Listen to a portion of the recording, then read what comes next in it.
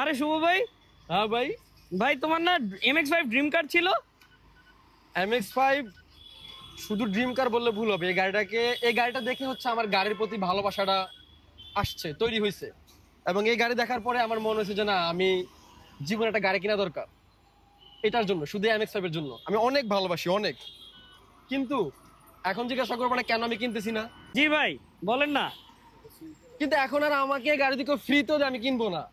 এই গাড়ির এই গাড়ির এত পরিমাণ নষ্ট করছে, ঠিক আছে, এত পরিমাণ এটাকে মানে ডাউন করছে। এটা এখন আমি ফ্রিতে দিলেও কিনবো না, কিন্তু এটা আমার স্বপ্নের গাড়ি ছিল। এবং এই গাড়ি কেনার জন্য হচ্ছে আমি জবটা নিছিলাম, যে আমি চাকরি করবো, চাকরি করে কোনো এক সময় MX-5 নিবো।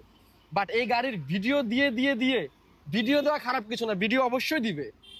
গাড়ির প্রত্যেকটা মানুষের ড্রিম, প্রত্যেকটা মানুষ তার নিজস্ব টাকা দিয়ে গাড়ি কিনে, সে ভিডিও দিবে, যা ইচ্ছা করবে। কিন্তু কেউ ভিডিও বানিয়ে গাড়িটাকে মোটিভেট করে, মানুষের কাছে গাড়ির ভালোবাসা তৈরি করে। কেউ ভিডিও বানিয়ে গাড়িটাকে খ্যাত বানায় ফেলে। সো এই গাড়িটাকে পুরো খ্যাত বানায় ফেলছে। সো এখন হচ্ছে আমি আর আমার এই গাড়িটা কেনা হবে না, আমার স্বপ্ন দেখে বাদ দিয়ে দিছে। ইনশাল্লাহ নেক্সট অন্য কোনো গাড়ি কিনবো, আপনারা দোয়া করবেন।